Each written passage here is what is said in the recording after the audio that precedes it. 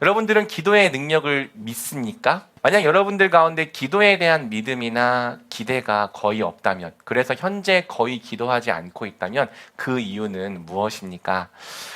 우리 한국 교회가 가진 가장 강력한 유산 중 하나는 단연코 기도죠. 세계 교회가 보기에 우리 한국 교회는 정말 뜨겁게 기도하는 교회입니다. 물론 문제가 없었던 것은 아니죠. 일각에서 우리 한국 교회의 기도는 너무 기복적이다라고 하는 비판들이 존재하긴 했습니다. 하지만 확실한 사실 한 가지는 우리 부모님과 조부모님 세대는 기도의 세대였고 항상 기도하기에 힘썼다는 거예요. 그래서 우리 부모님과 조부모님 세대는 다 누구를 잡고 붙잡고 물어봐도 기도의 간증이 있죠. 삶의 문제가 찾아왔을 때 기도를 통해 그 문제를 뛰어넘었다라고 하는 간증들을 누구나 다 하나씩은 갖고 있는 것 같습니다. 반면 오늘날의 2030 조금 더 잡아서 40 세대는 솔직히 말해서 저를 포함해서 기도와 거리가 좀 먼 세대라고 할 수 있죠. 기도를 하지 않기 때문에 기도로 말미암은 간증이나 체험도 많이 희귀해진 세대라고 할 수 있습니다. 마치 오늘 우리의 세대는 출애굽 세대에 이은 이 가나안 정착 세대와 같다는 생각이 들어요. 출애굽 세대는 하나님의 기적을 직접 경험하고 그분이 얼마나 전능하신 분이신지를 체험했잖아요. 그런데 그 가나안 정착 세대는 부모님의 믿음의 이야기만 들었고 자기들에게는 신앙의 체험이 없는 것처럼 어쩌면 오늘날 우리의 세대가 그렇지 않은가 하는 생각이 드는 거죠. 왜 우리 세대는 기도와 멀어졌을까요? 몇 가지 생각을 해보면 첫째로는 우리의 배가 별로 고프지 않기 때문인 것 같습니다. 우리 한국 교회는 한국 전체가 사실 유례 없을 정도로 빠른 성장을 경험했죠. 어떤 전문가가 정리해 놓은 걸 보니까 우리 조부모 세대는 1만 달러, 그러니까 1인당 국민 총소득이 1만 달러인 세대를 살았고요. 우리 부모님 세대는 2만 달러인 세대를 살았다고 합니다. 그리고 우리는 3만 달러인 세대를 살아가고 있죠. 그러니까 우리는 대부분 선진국의 반열에 올라선 시대를 살고 있습니다. 물론 우리가 안 힘든 건 아닙니다. 다 나름대로의 힘듦은 존재하지만 그렇다고 우리가 객관적으로 봤을 때 부모님이나 조부모 세대만큼 힘든 것은 아니죠. 우리는 사실 살아가면서 사방이 가로막힌 것 같은 철저한 절망 속에 빠져본 경험이 별로 없을지도 모릅니다. 우리 인간의 죄성이라는 게 그래요. 모든 방법이 다 가로막히기 전까지는 절대로 하나님께 기도로 나아가지 않는 거죠. 기도할 필요가 없었기 때문이 아닌가 하는 생각을 해보게 됩니다. 둘째로는 우리 세대가 우리 부모님이나 조부모님 세대에 비해 너무 똑똑해졌기 때문에 기도하지 않는 것 같습니다. 기도의 능력을 믿기에 우리는 너무 똑똑하고 세련된 사람이 되어버린 거죠. 아니, 조금만 생각해봐도 문제를 해결할 수 있는 방법들이 너무 많은데 그 방법들을 다 제쳐놓고 기도로 나아간다고 하는 것은 너무 무지성적으로 느끼게 된 거예요. 너무 똑똑한 우리는 잘 기도하지 않습니다. 대신에 스마트폰으로 검색을 하죠. 세 번째는 편향된 기도 신학도 문제가 되었다고 생각을 합니다. 앞서 말했듯이 기복주의를 특징으로 가지고 있었던 우리 기성세대의 반감을 가진 많은 목회자들이 기도는 하나님께 내가 필요한 것을 구하는 시간이 아니라 하나님과 교제를 하는 시간이라고 가르쳐 왔습니다. 그게 뭐 틀린 말은 아니죠. 그런데 너무 교제하는 측면만 강조하지 않았나라고 하는 생각이 드는 거예요. 기도는 하나님과의 교제라는 측면만 강조하니까요. 우리가 기도를 더 하게 되기보다는 더 안 하게 되어 버린 거죠. 왜냐하면 하나님께 나아갔는데 별로 할 말이 없는 것입니다.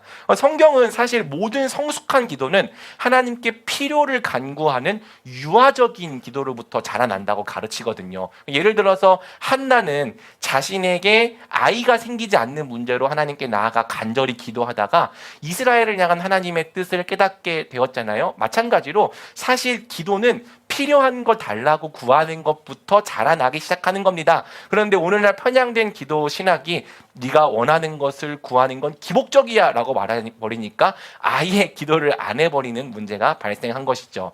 마지막 네 번째로는 성장이 둔화되어 버린 이 시대적인 상황도 문제가 된 것 같습니다. 뭐 닭이 먼저냐 달걀이 먼저냐의 문제가 있을지라도 우리 부모님 세대는 고성장 시대를 살았죠. 바꿔 말하면 기도의 결과를 즉각적으로 경험할 수 있는 세대를 살았습니다. 반면에 우리는 성장이 둔화된 세대를 살고 있어요. 경제는 어렵고 취업 시장은 얼어붙고 오늘날에 요즘에는 특별히 국제 정세도 굉장히 불안하죠. 이렇게 무언가 변화가 일어나기 어려운 상황 속에서 기도를 통해 무언가를 바꿀 수 있다고 말하는 것은 너무 순진한 생각이라는 마음이 우리 가운데 다 있는 거예요. 이 모든 종합적인 이유로 우리는 잘 기도하지 않습니다. 아직 기도하는 세대들이 남아 있긴 하지만 전반적으로 한국 교회는 점점 기도를 잃어가는 중입니다. 자, 이런 상황에서 오늘 우리가 함께 살펴보려고 하는 기도는 바로 야베스의 기도죠. 왜냐하면 이 야베스의 기도는 바로 우리와 비슷한 상황에 처했던 하나님의 백성들을 위해 주신 기도이기 때문이에요. 사실 이 야베스의 기도는 어떤 면에서 보면 기복주의 기도의 대명사였던 기도입니다. 특별히 야베스의 기도는 2000년대 초반에 브루스 윌킨슨의 책 때문에 유행을 했죠. 그 당시 야베스의 기도에 대한 설교가 쏟아져 나왔고 또 찬양도 쏟아져 나왔습니다. 그래서 한쪽에서는 야베스의 기도 돌풍이 일어났던 반면에 한쪽에서는 이 기도는 잘못되었다 거센 비판이 일었죠. 오늘날에는 거의 관심을 받지 못하는 기도가 되었고요. 이 기도는 과연 우리에게 더 이상 아무런 의미가 없을까? 사실 이 야베스의 기도는 해석이 좀 까다로운 본문입니다. 왜냐하면 원래 성경을 해석할 때에는 문맥이 중요한데 야베스의 기도는 문맥이라고 할 만한 것이 없어요.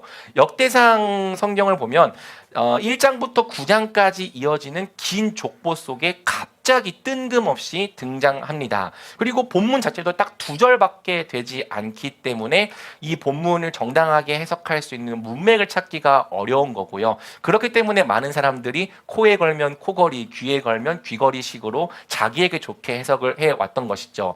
하지만 오늘 본문은 우리가 좀 정당하게 해석할 수 있는 방법이 있습니다. 그것은 근접 문맥에서는 문맥을 찾기 어렵지만 역대기라고 하는 전체 책이 말해주는 주제와 신학이 있다는 거예요. 역대기가 왜 기록되었는가? 저자는 역대기를 통해 무엇을 말하고 싶었는가를 잘 생각해 보면서 오늘 본문을 보면 이 기도를 우리 삶에 어떻게 적용해야 할지 우리가 상당히 적실하게 알 수 있는 거죠. 그래서 오늘 우리는 이 야베스의 기도를 먼저는 역대기라는 책 안에서 살펴보고 두 번째로는 각 단어의 의미를 하나하나 분석해 보며 함께 살펴보려고 합니다. 자, 먼저는 역대기가 어떤 책인지를 우리가 좀 고민해 봅시다. 여러분, 역대기는 대체 왜 필요한 책일까요?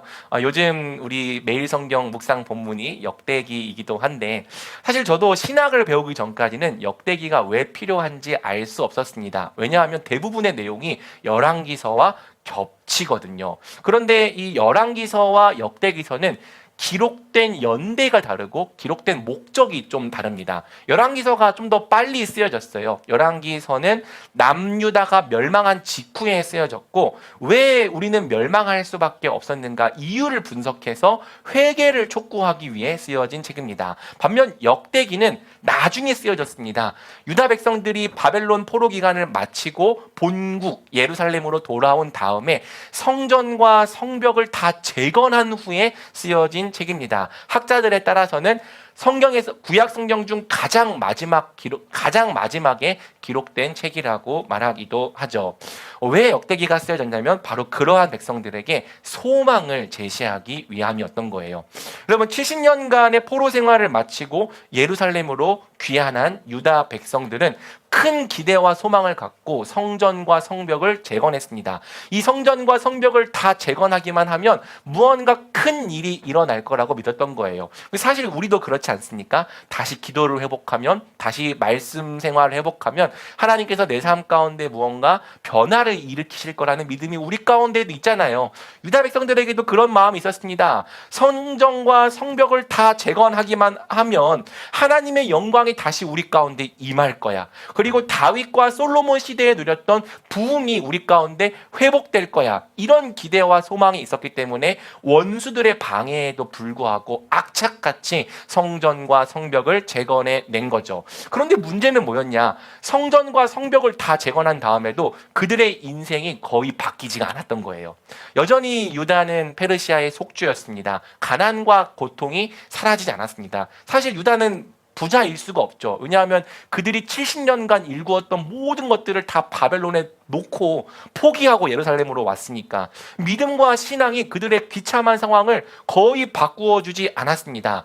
이스라엘의 찬란한 영광은 다 옛말이 되었죠. 여러분, 옛날에 이 솔로몬 성전은 순금과 백향목으로 지어진 휘황찬란한 성전이었지만 이 포로에서 돌아온 백성들이 지은 성전은 돈이 없어서 산에서 아무 나무나 베어다가 만든 성전입니다. 굉장히 초라한 성전이죠. 그리고 예루살렘 재건이라는 큰 꿈을 갖고 돌아왔지만 현실은 굉장히 참담했던 거예요. 학개서를 보면 유다 백성들은 판벽한 집에 살았다고 증언을 합니다. 가끔 이 판벽한 집이 대리석이라고 말하시는 목사님들이 계시는데, 판벽한 집은 대리석이 아닙니다. 그냥 판에다가, 나무판에다가 흙을 덧대어 지은 초라한 집입니다. 여러분, 이들은 바벨론에 살았을 때 훨씬 더 잘 살았습니다. 70년간 일군 모든 터전을 다 포기하고 정말 이스라엘의 부흥과 회복을 위해 돌아온 결과가 이것이었다고 성경은 말하는 거예요.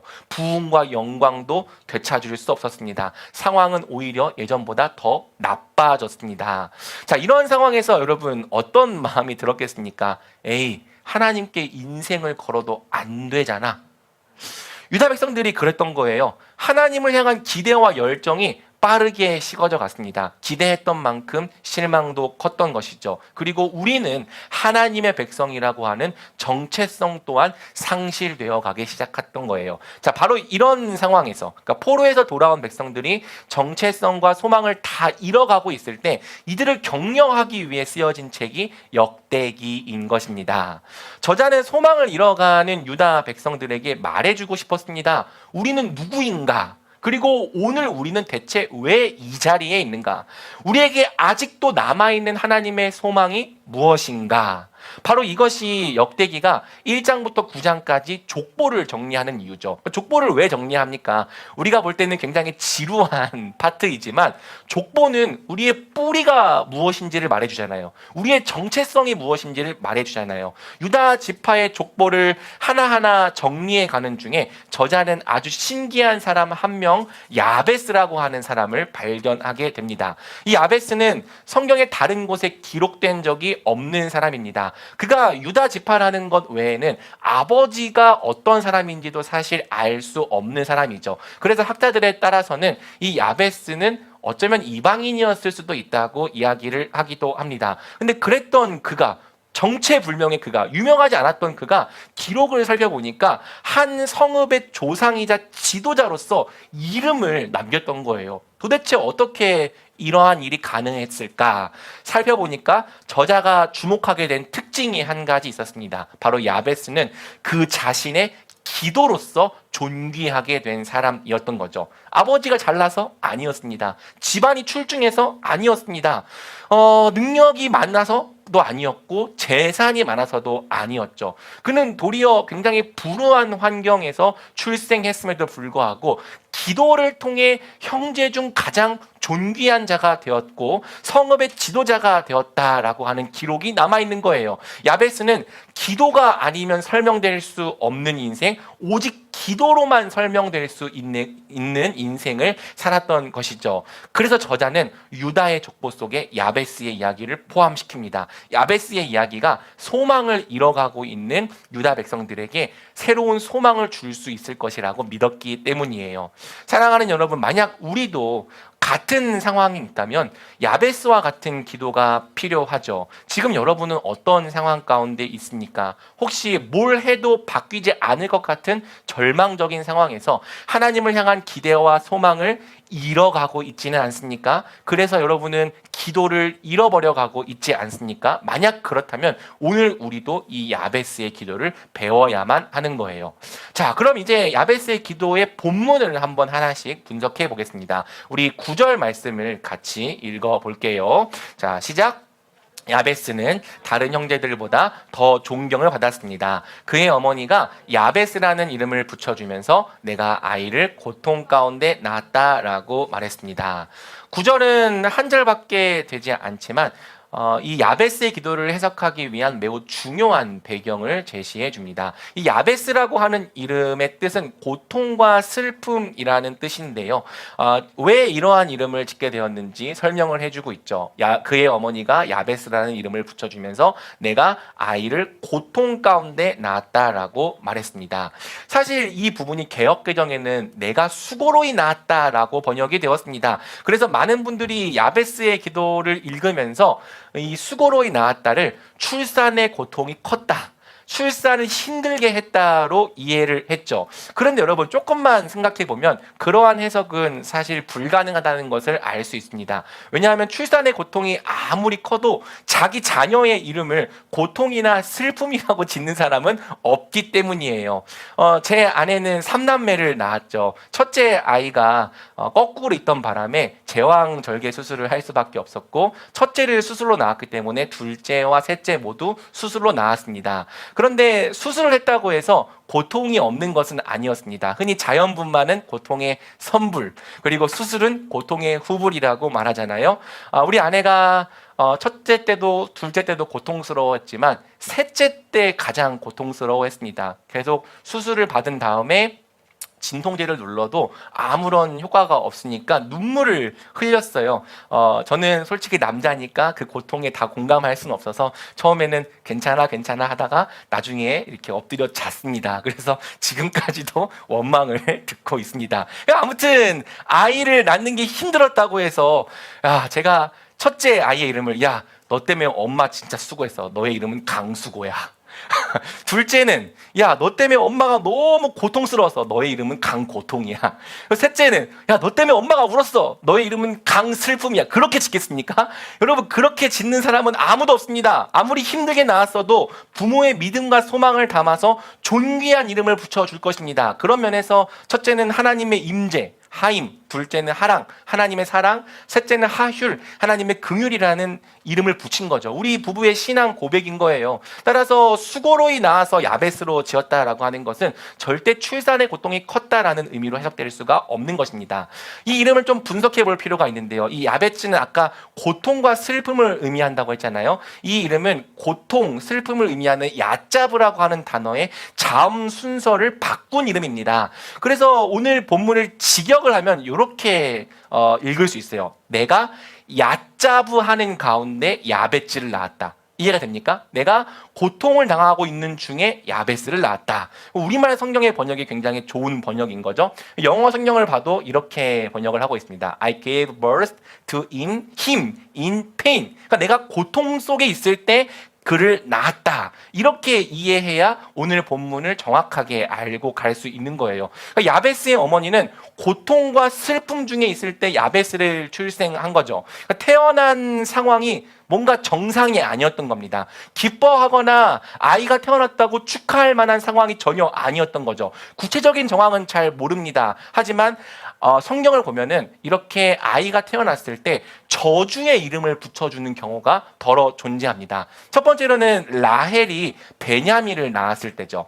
야곱의 아내 라헬이 막내 아들인 베냐민을 낳을 때 난산을 해서 죽음에 이르게 됩니다. 그래서 라헬이 자기 아들의 이름을 베노니라고 지어줘요. 베노니라고 하는 이름은 슬픔의 아들이라는 뜻인데요. 그 이름을 그대로 사용할 수가 없어서 나중에 야곱이 베냐민이라고 바꿔주는 거죠. 또 사무엘상 4장을 보면은 엘리 제사장의 며느리 비느하스의 아내가 자기 아들의 이름에게 저주의 이름을 붙이는 모습을 볼 수 있습니다. 이스라엘이 전쟁에서도 패배했고요. 법궤도 빼앗겼습니다. 시아버지가 갑자기 죽음에 이르렀고요. 자기 남편도 죽음에 이르렀고 자기도 자녀를 낳는데 난산을 해서 죽음에 이르게 됩니다. 그런 상황에서 아들에게 붙인 이름이 이가봇, 하나님의 영광이 떠났다입니다. 자, 여러분 이해가 됩니까? 아이에게 이런 이름을 붙이는 경우는 정말 절망스러운 상황, 도저히 아무런 소망을 가질 수 없는 상황이라는 거예요. 부모가 아이에게 저주의 이름을 붙일 때는 바로 이런 상황일 때라는 거죠. 고통이라는 이름의 야베스도 아마 그랬을 거라고 추측이 됩니다. 소망이 없고 절망스러운 상황에서 야베스는 출생한 거예요. 어떤 상황이었을까? 본문이 주는 증거가 너무 적다 보니까 추측을 해볼 수밖에 없는데요. 아이의 이름을 아빠가 아니라 엄마가 지어주는 것을 보니까 야베스는 아빠가 없을 수도 있습니다. 아니면 아빠를 모르는 사생아일 수 있고요. 또 라헬이나 비느하스의 아내처럼 출산 중에 엄마마저 죽는 상황이었을 수 있을 것 같습니다. 그리고 근거는 희박하지만 어떤 학자들은 야베스의 몸에 선천적인 장애가 있었을 거라고 추측합니다. 고대 시대의 장애를 갖고 태어난다고 하는 것은 정말 비참한 인생을 살 수밖에 없다는 뜻이었거든요. 야베스의 몸에 있던 장애를 보면서 너는 불행한 인생을 살 수밖에 없겠다. 너의 운명은 불우하다라고 지었을 거라는 추측이 있는 거죠. 정확한 상황은 잘 모르겠지만 확실한 것은 야베스는 절망 중에 태어났습니다. 어머니가 자기 아들의 이름을 고통과 슬픔이라고 지을 만큼 상황이 절망스러웠습니다. 앞으로 너의 인생은 고통과 슬픔이 될 수밖에 없겠구나 체념할 만큼 야베스는 불행했습니다. 야베스의 어머니는 그의 모습과 상황과 환경을 보고 사실상 야베스의 운명을 정해버린 거죠. 너는 야베스야. 너는 야베스가 될 수밖에 없어. 앞으로 너의 운명은 너의 절망적인 상황 때문에 고통과 슬픔이 될 거야. 이렇게 야베스의 어머니가 그의 운명을 고통과 슬픔으로 정해버렸다라고 하는 것이 구절이 오늘날 우리에게 말해주는 바예요. 사랑하는 여러분, 어쩌면 우리도 야베스의 어머니처럼 생각하지 않는가 돌아볼 필요가 있는 것 같습니다. 우리도 이렇게 생각하는 거죠. 운명은 바꿀 수 없다. 물론 자신의 운명을 간혹 뛰어넘는 사람들도 있습니다. 그런 사람들이 있죠. 하지만 그게 모든 사람에게 해당되지는 않는다고 생각을 하는 거예요. 송충이는 솔잎을 먹어야 한다라고 하는 옛 속담처럼 대다수의 사람들은 주어진 환경과 운명대로 사는 것이 최선이라고 생각을 하는 거죠. 여러분, 이와 같은 현실을 잘 반영하는 것이 한때 유행했던 수저론인 것 같습니다. 뭔지 알죠? 부모님의 자산이 20억 원 이상이나 연 가구 수입이 2억 원이 넘으면 금수저, 10억 이상이나 연봉이 8천이 넘으면 은수저, 그리고 5억 이상이나 5,500만 원이 넘으면 동수저. 근데 이것도 벌써 몇십 년 전 거라 가지고 좀 업데이트를 많이 해야 되는 것 같아요. 그리고 그 미만은 뭐다? 흙수저. 제가 이 설교를 어떤 교회에 가서 했더니 누군가가 그렇게 외치더라고요. 저희는 가수저입니다. 하나님 수저. 우리 모두 가수저인 줄 믿습니다. 아무튼 수저론이 말해주는 게 뭐예요? 부모님의 자산과 연봉에 따라서 물고 태어난 수저가 다르다. 어떤 수저를 물고 태어났는지에 따라서 그 사람의 인생 대부분이 결정된다. 운명을 바꿀 수 없다라고 말하는 게 수저론의 핵심 아닙니까? 비슷하게 일본에도 부모 뽑기라는 말이 있더라고요. 태어나는 건 부모를 뽑는 거다. 좋은 부모를 뽑은 사람은 행복하게 사는 거고 나쁜 부모를 뽑은 사람은 불행하게 사는 거다. 여러분, 웃으라고 만든 말이지만 웃기지가 않습니다. 왜냐하면 우리가 보게 되기 때문이죠. 태어날 때 주어지는 환경과 운명이 그 사람의 인생 가운데 얼마나 절대적인지, 물고 태어난 수저에 따라서 삶의 방향과 질이 달라지는 것이 엄연한 세상의 현실이더라는 거예요. 그러면 어떤 사람들은 형편상 대학도 겨우 다니고 밥도 끼니만 겨우 때웁니다. 여러분, 제가 지금은 이렇게 귀티가 나게 생겼지만 사실 불우한 20대를 보냈어요. 맨날 학교 갈 때마다 차비가 모자라지 않을지 걱정했어야 됐고 밥을 먹을 돈이 없어서 당시 1,000원짜리 런치팩이라고 하는 빵으로 식사를 때울 때가 대부분이었습니다. 또 학비를 매 학기 걱정해야 됐고요. 그 학비를 대출하더라도 그 대출을 어떻게 갚으며 살아야 할지를 고민했죠. 그런데 보니까요, 비슷한 또래의 어떤 친구들은요, 그런 걱정을 전혀 하지 않고 살더라고요. 부모님이 사준 차를 끌고 다니고 또 방학 때마다 어디 해외여행을 다녀옵니다. 먹고 싶은 음식이 있다면 다 먹고 삽니다. 아니, 대학교 점심시간에 옆에 있는 그 레스토랑으로 파스타를 먹으러 가는 거예요. 저는 런치백 먹는데, 물론 파스타 먹어도 괜찮습니다. 네. 뭐 입고 싶은 옷 다 입고 다닙니다. 그러니까 나쁘다는 게 아니에요. 누릴 수 있으면 누리는 것도 하나님의 복이죠. 하지만 뭘 말하고 싶냐면 모든 인생이 다 공평하다고 말하기에는 사람마다 출발선이 엄연히 다르다는 겁니다. 누군가에게는 당연한 일이 누군가에게는 당연하지 않습니다. 누군가에게는 정말 쉽게 얻을 수 있는 것들이 누군가에게는 아무리 노력해도 가질 수 없는 것들입니다. 인생의 꽤 많은 부분이 우리 의사와 관계없이 환경과 운명에 의해서 결정이 됩니다. 그리고 한번 운명으로 정해진 것들을 뛰어넘는다고 하는 것은 정말 어마어마하게 어렵습니다. 우리는 사실상 태어날 때 주어진 운명이 모든 것을 좌우하는 것처럼 보이는 세상을 살아가고 있습니다. 그러니까 우리도 야베스의 어머니처럼 생각하는 거예요. 사람은 태어난 운명대로밖에 살 수 없구나. 운명을 바꾸는 사람들의 이야기는 가끔 TV나 새롭게 하소서에 나오는 이야기지 모든 사람의 이야기는 아니구나. 특히 나의 이야기는 아니구나. 그래서 여러분 우리가 꿈을 잘 꾸지 않습니다. 주어진 상황과 환경을 넘어보려 하지 않습니다. 그러기에는 내가 내 자신을 너무 잘 알거든요. 나는 특별할 게 없는 보통 사람이라고 하는 것을, 내 자신에게는 별로 기대할 것이 없다는 것을 알고 있습니다. 그래서 우리는 무언가 허황된 것과 큰 꿈을 꾸기보다는 지금보다 삶이 조금 더 나아지는 것을 바랄 때가 대부분인 것 같아요.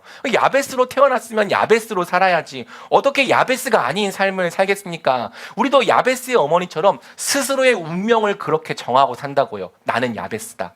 나는 고통과 슬픔이다. 나는 주어진 상황과 운명대로밖에 살 수 없는 무력한 존재다. 하나님을 믿는 그리스도인들조차 그렇게 생각합니다. 하나님을 기대하지 않아요. 그래서 심각한 경우에는 기도하지 않죠. 성경은 유다 백성들도 그랬다고 말하는 거예요. 그들은 더 이상 하나님께 기대가 없었습니다. 소망이 없었습니다. 그러니까 기도하지 않는 거죠. 여러분, 야베스만큼은 그렇게 생각하지 않았던 것 같습니다. 야베스는 생각했습니다. 내 이름이 왜 고통이어야 하는가? 내 인생이 왜 슬픔이어야 하는가? 누가 내 운명을 그렇게 정할 수 있단 말인가? 내가 만약 아빠가 없는 사람이라면, 엄마도 없는 고아라면, 몸이 성치 않은 장애인이라면 나는 아무것도 할 수 없다? 내 인생은 고통과 슬픔뿐이다 체념하며 살아야 하는가? 야베스는 그렇게 살고 싶지가 않았습니다. 그래서 10절에 기록된 이 기도로 나아갔다고 성경은 이야기를 하고 있는 거예요. 어떤 기도를 했는지 우리 함께 합독해보죠. 같이 읽겠습니다. 시작. 야베스는 이스라엘의 하나님께 부르짖었습니다. 여호와께서 제게 복의 복을 주시어 제 영역을 넓혀 주십시오. 하나님의 손이 저와 함께 하셔서 저를 해로운 것으로부터 지켜주시고 고통을 당하지 않도록 해 주십시오. 아멘.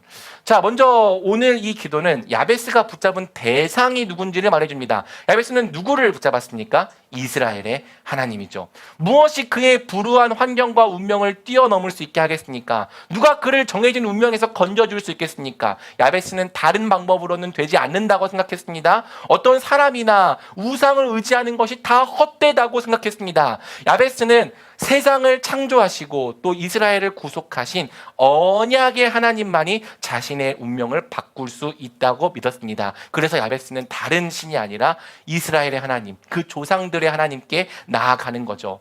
그분은 늙은 노인에 불과했던 아브라함이 되게 하신 분이잖아요. 또 지지리도 못났던 야곱이라고 하는 사람조차 이스라엘로 변화시키신 분이잖아요. 그렇다면 나 같은 사람도 바꾸실 수 있지 않을까. 게다가 성경은 하나님이 자신의 약속을 믿는 자들에게 얼마나 신실하신 분인지를 풍성하게 증언하고 있습니다. 아브라함에게 땅을 약속하셨던 하나님이 정말 그 약속을 이루셨습니다. 후손들을 애굽으로부터 건져내시고 홍해가 갈라지게 하시고 광야 40년을 견디게 하셨다고요. 불가능해 보였던 일들이 이스라엘의 하나님의 능력과 약속 안에서 모두 가능한 일이 되었습니다. 그렇다면 내 인생을 이분께 걸어봐야겠다. 야베스는 생각을 했던 거예요. 그래서 그가 어떻게 합니까? 부르짖었다라고 얘기합니다. 이 부르짖었다고 하는 것은요, 한 번만 기도했다는 뜻이 아닙니다. 그냥 아무런 기대와 소망 없이 무미건조하게 기도했다는 뜻이 아닙니다. 야베스는 부르짖었습니다. 응답될 때까지 하나님 앞에 나아갔습니다. 모든 상황과 환경, 운명을 하나님께 걸고 그는 기도의 자리로 나아갔습니다. 무엇을 간구했습니까? 먼저는 여호와께서 제게 복의 복을 주시어라고 기도하는 모습을 볼 수 있죠. 히브리어에서 한 단어가 두 번 반복되고 되는 것은 강조 표현입니다. 그러니까 복의 복을 달라고 하는 것은 주님께서 내게 꼭 복을 주시기 원합니다. 오늘날 우리 표현으로 하면 은혜 위에 은혜를 더하여 주시기 원합니다라고 간구한 것이라고 볼 수 있죠. 야베스는요, 자기에게 그냥 은혜로는 안 된다고 생각을 했던 거예요. 남들과 똑같은 은혜로는 이 운명과 환경을 뛰어넘을 수 없다고 생각한 거예요. 그래서 더욱더 특별한 은혜, 더욱더 강력한 복을 하나님께 간구합니다. 주님, 내가 이 불우한 환경과 운명을 뛰어넘을 수 있도록 나에게 복의 복을 더하여 주시옵소서. 자, 그리고 어떤 복을 구했습니까? 이 기도가 핵심인데요. 제 영역을 넓혀 주십시오. 여러분, 어떤 사람들이 말하는 것처럼 이 기도는 땅 부자가 되게 해달라는 기도가 아닙니다. 재산이 많아지고 성공하게 해달라는 기도가 아닙니다. 이스라엘의 율법은 토지 매매를 금지해요. 그래서 각 가족마다 정해진 기업의 분량이 있기 때문에 기업의 경계를 함부로 바꿀 수 없습니다. 그런데 이스라엘의 역사 속에서 지경이 넓어지는 것이 허락되던 시대가 딱 한 번 있었습니다. 그 시대가 언제인 줄 압니까? 가나안 땅을 정복해 나가던 시대예요. 야베스는 가나안 정복 시대에 살았던 사람인 것이죠. 그럼 구약에서 땅을 정복한다고 하는 것은 신약에서 봤을 때 하나님 나라를 기업으로 차지하는 것을 의미합니다. 하나님 나라는 오직 은혜로 들어가는 나라이기도 하지만 우리가 여호수아서에서 보는 것처럼 힘써 차지하고 정복해 나가야 하는 나라이기도 한 것이죠. 그래서 나의 영역을 넓혀달라, 나의 지역을 넓혀달라고 하는 것은 오늘날 우리의 관점에서 보았을 때 하나님 나라를 구하는 기도라고 할 수 있는 거예요. 하나님, 저도 하나님 나라에서 기업을 차지하게 하여 주시옵소서. 하나님의 나라를 차지하는 거룩한 전쟁에 동참하는 자가 되게 하여 주시옵소서. 오늘날로 치면 나도 하나님의 일에 쓰임을 받게 달라. 나의 불우한 환경 때문에 나는 그 전쟁에서 제외되는 것이 아니라 나도 하나님 나라에서 영향력을 끼치는 사람으로 사용해 달라고 야베스는 기도하고 있는 것입니다. 자, 그러기 위하여서 마지막으로 하는 기도가 무엇입니까? 우리 노란색으로 된 부분만 같이 읽어볼까요? 시작. 하나님의 손이 저와 함께 하셔서 저를 해로운 것으로부터 지켜주시고 고통을 당하지 않도록 해 주십시오. 아멘. 자, 마지막으로 하는 기도는 실질적인 필요를 간구하는 기도죠. 야베스가 하나님 나라의 기업을 차지하기 위하여, 경계가 넓어지는 사람이 되게 하기 위하여 야베스는 기도하는 거예요. 하나님의 손이 나와 함께 계셔 주시옵소서. 나를 모든 해로운 것, 악으로부터 지켜주시고 고통을 당하지 않게 하여 주시옵소서. 여러분, 이 기도는 어떤 기도입니까? 왜 내가 복을 받아야 하는가? 하나님 나라를 위해서. 왜 하나님의 손이 나와 함께 계셔야 하는가? 나도 그 나라를 정복해가는 전쟁에 참여하기 위해서. 나를 왜 해로운 것으로부터 지켜주셔야 하는가? 나도 하나님 나라를 위해 쓰임받기 위해서. 왜 하나님께서 내 문제와 고통을 해결해 주셔야 하는가? 나도 하나님 나라를 세워가는 일에 동참하기 위해서. 여러분, 똑같이 필요를 간구하는 기도지만 목적이 기복주의와 다르죠. 기복주의는 무엇을 위해 필요를 간구합니까? 나를 위해서 간구하잖아요. 주님, 내가 잘 되고 내 욕심을 성취하기 위해서 이 모든 것들을 주시옵소서라고 기도하는 게 기복주의적 기도라면요, 야베스가 기도하는 그 목적 끝에는 하나님 나라가 있는 거예요. 내가 하나님 나라에 참여하기 위하여, 내가 하나님 나라를 함께 세워가는 자가 되기 위하여, 내가 하나님 나라를 위해 쓰임받는 자가 되기 위하여 나의 문제를 해결해 주십시오. 나를 환난과 고통으로부터 벗어나게 해 주십시오 라고 간구하고 있는 것입니다. 이 기도의 본질은 그래서 주기도문과 같다고 할 수 있는 거예요. 여러분, 주기도문이 어떤 기도입니까? 먼저 하나님의 이름과 나라와 뜻을 구한 다음에 그 다음에 일용할 양식으로 나아가잖아요. 야베스의 기도 똑같다는 거죠. 먼저 하나님 나라를 구하고 그 나라를 위해 살기 위한 필요를 구하는 것이 야베스의 기도입니다. 야베스는 자신의 기도가 반드시 응답되어야 하는 이유를 하나님 나라에서 찾았습니다. 내가 하나님 나라에 동참하기 위하여, 그 나라를 위해 더욱 힘있게 살아가기 위하여 이 모든 것에 장애물이 되는 문제를 해결해 주시고 필요를 채워달라고 간구한 거예요. 야베스의 기도는 우리가 어떤 목적을 위해서 하나님께 간구해야 하는지를 가르쳐 주는 거죠. 사랑하는 여러분, 그렇습니다. 야고보서가 말하는 것처럼 내 정욕으로 쓰려고 기도하는 것은 잘못된 기도입니다. 그러한 기도는 성경이 말하는 것과 같이 응답되지 못할 것입니다. 하지만 반대쪽 극단, 아무것도 하나님께 구하지 않는 것도 분명히 잘못되었습니다. 하나님은 말씀하십니다. 필요한 것을 구해라. 받을 때까지 찾고 포기하지 말고 두드리라. 왜? 너를 위해서가 아니라는 거예요. 너를 통해 세워져야 하는 하나님 나라를 위해서 너는 필요한 것을 구하라는 거죠. 세상이 복을 얻으려면 우리가 먼저 복을 받아야 하기 때문에 바로 하나님의 뜻과 나라와 목적이 이루어지기 위해서 우리에게 필요한 것을 하나님께 얼마든지 간구하라고 성경은 말하고 있는 것입니다. 그렇다면 여러분, 기도를 좀 바꿔보시지 않겠습니까? 필요를 구하되 그 목적에 내 정욕이 아닌 하나님 나라를 두십시오. 여러분은 왜 건강해야 합니까? 여러분은 더 하나님 나라를 위해 살아야 하기 때문에. 여러분에게 왜 지혜가 주어져야 합니까? 여러분들이 더욱더 하나님의 뜻을 위하여 살아야 되기 때문에. 여러분들이 왜 문제와 고통으로부터 구원받아야 됩니까? 여러분들이 근심하지 않고 그 나라를 위해 더욱 적극적으로 살아가기 위해. 현실적인 필요도 마찬가지죠. 왜 하나님이 여러분에게 돈을 주셔야 합니까? 하나님 나라를 위해. 왜 하나님이 여러분에게 좋은 직장을 주셔야 합니까? 하나님 나라를 위해. 왜 여러분은 좋은 배우자를 만나야 합니까? 하나님 나라를 위해. 왜 하나님은 여러분에게 차와 집을 주셔야 합니까? 하나님 나라를 위해. 하나님 나라를 위해 살아가는데 꼭 필요한 것들을 주저하지 말고 구하라, 성경은 이야기를 하고 있는 겁니다.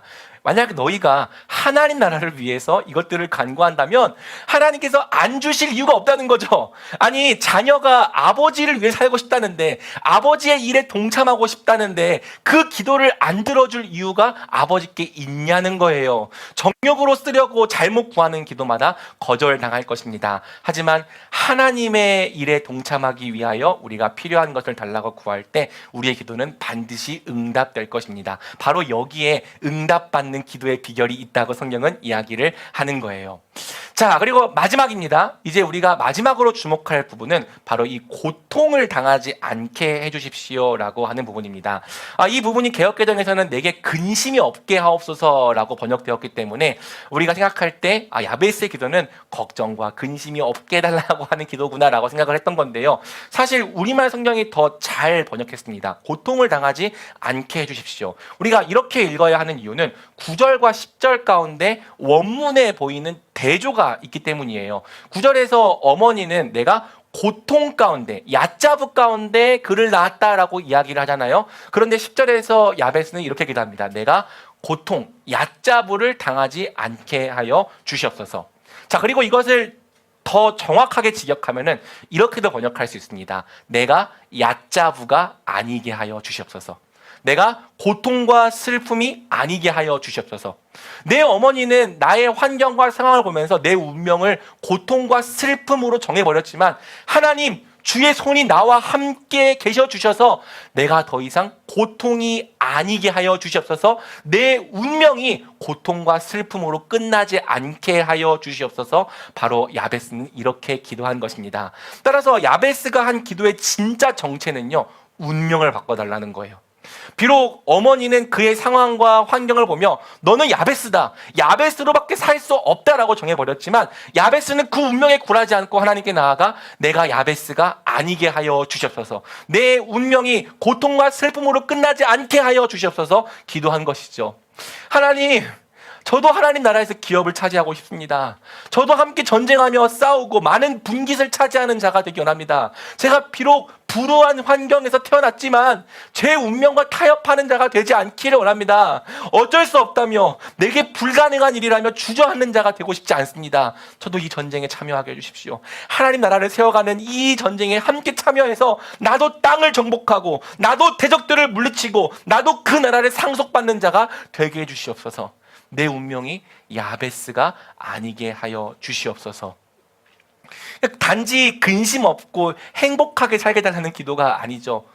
야베스는 하나님 앞에 운명을 바꿔달라 기도한 거예요.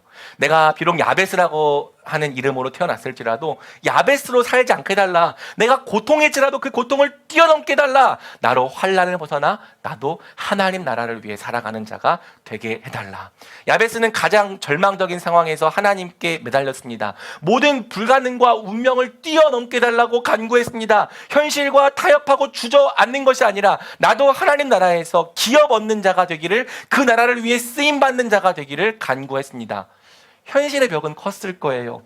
만만치 않았겠죠. 기도한다고 뭐가 쉽게 바뀝니까? 사실은 몇 번이나 포기하려고 했을지도 모르겠습니다. 하지만 그럼에도 불구하고 야베스는 꿈을 꾸었고요. 절망이 느껴질 때마다 하나님께 나아가 기도했습니다. 이스라엘 하나님께 소망을 두고 기도했습니다. 다른 방법으로는 불가능할지라도 이스라엘의 하나님은 나로 하여금 그런 삶을 살게 하실 수 있다라고 믿었습니다. 한계와 불가능에 부딪힐 때마다 야베스는 기도했습니다. 하나님은 하실 수 있지 않습니까? 내게는 방법이 없지만 하나님께는 방법이 있지 않습니까? 나를 불쌍히 여겨 주십시오. 내가 야베스가 아니게 하여 주시옵소서. 주의 손으로 나를 도우사 나로 환난을 벗어나 이 야베스라는 운명을 뛰어넘게 하여 주시옵소서. 놀라운 것은 하나님께서 그가 구한 것을 허락해 주셨다는 사실입니다. 우리 믿음으로 10절 뒷부분을 같이 읽어볼까요? 시작. 그러자 하나님께서 야베스가 구하는 것을 허락하셨습니다. 예, 우리 하나님은 살아계신 분이기 때문에 우리가 하는 모든 기도에 응답하실 수 있는 분입니다. 야베스의 기도는 땅에 떨어지지 않았습니다. 그저 의미 없는 부르짖음으로 끝나지 않았습니다. 하나님은 그가 구한 모든 것을 허락해 주셨습니다. 그의 불우하고 절망적인 운명을 바꾸어 주셨습니다. 그로 불가능한 환경을 뛰어넘게 하셨습니다. 그래서 그가 기도했던 대로 대적들을 물리치고 땅을 차지하게 되었습니다. 형제들 중 가장 존경받는 자가 되었습니다. 이스라엘의 지도자로서 이름을 남겼습니다. 야베스는 서두에서 이야기한 것처럼 오직 기도로만 설명되는 인생, 기도가 아니면 설명될 수 없는 인생을 살았던 거예요. 사랑하는 여러분, 이 역대기의 저자가 당시 유다 백성과 오늘 우리에게 말하려고 하는 것이 바로 이것입니다. 봐라, 하나님은 이 야베스의 기도를 들어주지 않으셨느냐? 그의 절망적인 인생을 가장 존귀한 인생으로 바꿔주지 않으셨느냐? 하나님은 지금도 우리의 운명과 상황을 바꾸실 수 있다. 그러니 포기하지 말고 그분 앞에 나아가 기도해라. 다른 신이 아닌 이스라엘의 하나님께 매달려라. 힘을 다해 부르짖어라. 하나님은 오늘도 우리의 기도를 들으시며 가장 신실하게 응답해 주신다. 여러분, 이렇게 기도를 통해서 하나님이 자기 백성에게 응답하시고 고쳐주신다고 하는 것이 역대기의 핵심 주제 중 하나입니다. 역대하 7장 14절도 유명한 말씀이죠. 내 이름으로 불리는 내 백성들이 악한 길에서 돌이켜 스스로 낮아져 기도하고 내 얼굴을 구하면 내가 하늘에서 듣고 그들의 죄를 용서하며 그 땅을 고칠 것이다. 역대기 전체에서 기도의 중요성이 강조됩니다. 우리 하나님은 기도를 통해 역사하신다. 기도를 통해 일하신다. 하나님은 시리에 빠져있던 이스라엘이, 운명과 타협하고 주저앉아있던 이스라엘이 다시 일어나 힘을 얻고 야베스처럼 기도하기를 원하셨습니다. 다시 믿음으로 부르짖기를 원하셨습니다. 야베스가 기도로 그 운명과 상황을 뛰어넘었던 것처럼 기도로 모든 상황과 운명을 극복해 나가길 원하셨습니다. 다시 하나님의 나라를 세워가는 그분의 백성답게 일어서기를 원하셨습니다. 마찬가지입니다. 하나님은 오늘날 기대와 소망을 잃고 더 이상 기도할 힘을 잃어버린 우리에게 일어나서 야베스처럼 기도하라고 말씀하십니다. 다시 기도해보라고 말씀하십니다. 다시 포기하지 말고 부르짖으라고 말씀하십니다. 그리고 우리가 이와 같이 한다면 같은 은혜를 허락하시겠다고 약속하십니다. 하나님이 그가 구하는 것을 허락하셨더라. 사랑하는 여러분, 우리에게 바꿀 수 없는 운명이란 대체 무엇입니까? 여러분들이 도저히 이길 수 없다고 생각하는 절망적인 상황이란 무엇입니까? 무엇이 여러분의 꿈과 기대를 앗아가고 있고요? 무엇이 여러분으로 하여금 용기를 내지 못하게 하고 있습니까? 무엇이 여러분으로 하여금 현실과 타협하게 만들고 있습니까? 여러분, 우리 하나님은 전능하신 분이에요. 우리의 모든 괴로움과 불가능을 바꾸실 수 있는 분이에요. 얼마나 많은 사람들이 그분께 소망을 걸고 나아갔을 때 그 인생이 변화되고 운명이 바뀌는 것을 경험하게 되었는지, 그분은 진짜로 우리의 인생 전체를 새롭게 하실 수 있는 분이십니다. 아멘입니까? 여러분, 이 불우한 야베스의 인생을 가장 존귀한 인생으로 바꾸어 주셨던 이스라엘의 하나님이 오늘 우리에게도 이와 같이 기도하라고 말씀하십니다.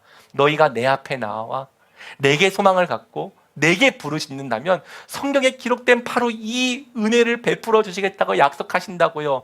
그가 구한 것을 하나님께서 허락하셨더라. 사랑하는 여러분, 함께 기도합시다. 소망과 기대를 잃고 기도를 멈춰왔다면 다시 기도합시다. 우리가 기도하는 그 대상, 이스라엘의 하나님께, 야베스의 하나님께 힘을 다해 부르짖읍시다. 다른 건 못해도 기도는 할 수 있잖아요. 사방이 다 막혀 있어도 우리가 하늘을 향해 기도는 할 수 있잖아요. 기도할 때 우리도 야베스처럼 오직 기도로만 설명되는 인생, 기도가 아니면 설명드릴 수 없는 인생을 살게 될 줄로 믿습니다. 그리고 한 가지 더, 본래 이 말씀이 개인에게 주신 말씀이 아니라 유다 백성들, 곧 구약의 교회를 위해 주신 말씀이라는 것도 기억하면 좋겠습니다. 하나님은 유다 백성들이 교회의 회복을 꿈꾸고 교회의 부흥을 위해서 기도하도록 이 기도를 주신 거예요. 그러니까 우리는 단지 야베스의 기도를 갖고 나와 내 가족을 위해서만 기도하는 것이 아니라 교회를 위해서 기도할 필요가 있는 거죠. 여러분, 오늘날 우리 교회들 가운데 이제는 바꿀 수 없다고 말하는 운명이 대체 무엇입니까? 대체 무엇이 오늘날 우리 교회들을 낙심하고 좌절하게 합니까? 도대체 누가 부흥의 때는 이미 지나갔으며 더 이상 그 날은 우리에게 오지 않는다고 말합니까? 아니에요. 여러분, 하나님은 어제나 오늘이나 내일이나 동일하신 분이십니다. 오늘날에도 여전히 놀라운 회복과 부흥을 이루실 수 있는 분입니다. 우리의 지역을 넓히시고 새롭게 하실 수 있는 분이십니다. 하지만 부흥과 회복은 반드시 우리의 기도를 통해 임할 것입니다. 기도를 통해 비를 내리시고, 기도를 통해 자기 백성을 고치시고, 기도를 통해 성령을 주시는 것이 우리 하나님께서 역사하시는 방법이기 때문이죠. 그러니 사랑하는 여러분, 우리가 교회를 위해서 기도할까요? 기도의 특권과 능력을 여러분 사용해 주십시오. 기도할 때 이 땅의 교회가 살아나고 다음 세대가 회복될 줄로 믿습니다. 고통과 슬픔이라고 하는 운명을 넘어서 부흥과 회복이라고 하는 새로운 운명으로 걸어가게 될 것을 믿습니다. 말씀 맺겠습니다. 야베스와 같이 기도할 때 동일한 응답을 얻는 우리 모든 말씀이들이 되길 주님의 이름으로 축복합니다. 그 신실하신 응답을 소망하며 우리도 기도합시다. 시간을 정해놓고 기도합시다. 혼자 기도하기 어렵다면 같이 기도합시다. 같이 기도하자고 화요 물주기 기도에 만들어 놓은 거잖아요. 아무것도 구하지 않다가 아무것도 받지 못하는 자가 되기보다는 함께 구하고 찾고 두드려서 넘치도록 복을 받는 우리가 됩시다. 사랑하는 말씀에 심기는 교회 모든 성도들이 기도를 통해 정해진 운명을 뛰어넘는 자들이 되기를 우리 주님의 이름으로 간절히 축복합니다. 아멘.